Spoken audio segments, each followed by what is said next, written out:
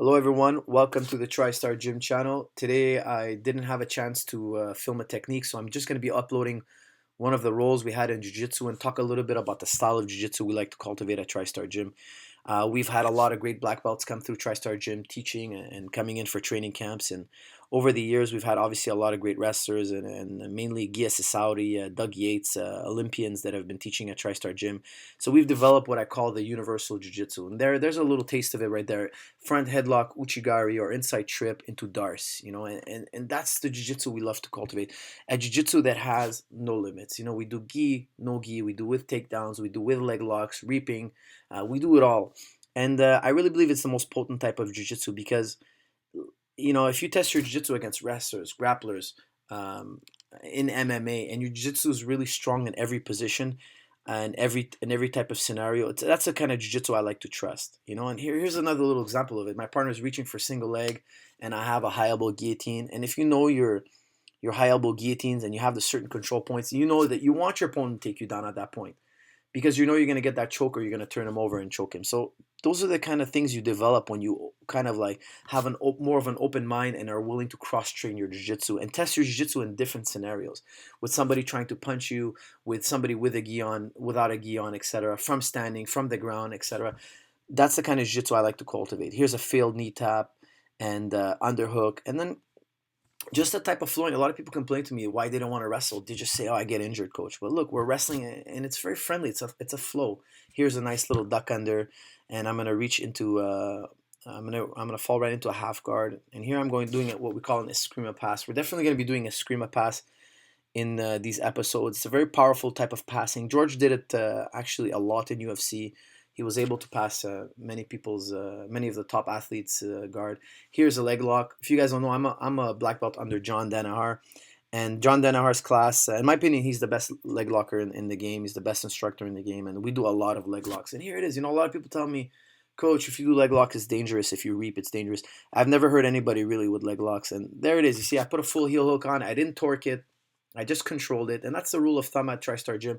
If you can hold a heel hook for 3 seconds, the match is over. You don't have to squeeze and crank.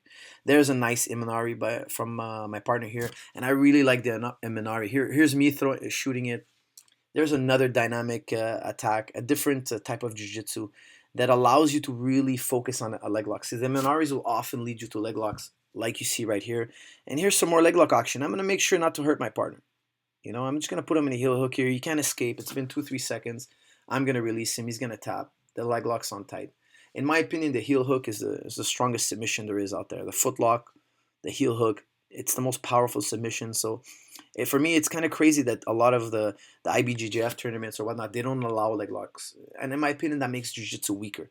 And that's why I believe universal jiu-jitsu or jiu-jitsu that has very little rules or has more room to grow and evolve will be the best jiu-jitsu. Here, I think I'm going to be pulling guard. I'm also a big guard puller. Not only do I love wrestling, I also love pulling guard here. And I have a method of doing it. See here when I pull guard, notice my left hand. I'm going to, as I jump forward, I flow right into a pendulum sweep. This is a move I like to do a lot. I like to take wrestlers down like this. And if they posture out of it, I'll spin underneath their guard and go to X guard or single leg X like you guys might hear about, or flow into a leg lock. I'll be doing episodes on that. And if there's anything particular you guys are seeing in these roles and you want me to cover, I'll be more than happy to cover. And, lots of top game. Here, I'm just kind of fooling around here a little bit here. I wasn't really planning on posting this, but I'm kind of doing a bow and arrow choke with the arm. It's kind of me flowing around. And when I do this, I kind of flow into a leg lock here. But my partner kind of slipped out here. So I just reach into what we call a switch. There's a switch, and my partner comes up, shooting my legs here. I'm defending with the underhook. Always defending with the underhook. I'm big on the underhook. We'll cover underhook a lot in this scenario. And here's a Kimura. We do loads of Kimura. You've seen George St-Pierre do this quite often. He did it to Matt Hughes. He did it to Koscheck. He did it to a number of guys going north-south of the Kimura and going to Sengoku Mount. Olivier Aubé-Mercier, one of our fighters, won the submission of the night award in UFC with this maneuver. It's a great little maneuver. I like it a lot when you have the triangle. And here I have a head scissor, but I'm going to transition to triangle. See, I'm fishing for him to try to free his head. When he does, I'll wrap up a triangle and choke him out with a triangle. Here the bell rings, so I don't have time to finish that submission. But there's a little taste of what we do at the gym, guys. I hope you guys really enjoyed that. And if you did, please like, share, comment. The more likes and shares we have, the more big names I'm going to be able to get on this show, and the more reach the show will have, the more we'll be able to make more of them. We're doing one episode a week roughly right now. I'm going to try to get it to two or three. And the more support you guys give this show, the easier it's going to be for me to do that. And I hope you guys enjoyed this episode. Please make sure to share it. Thank you.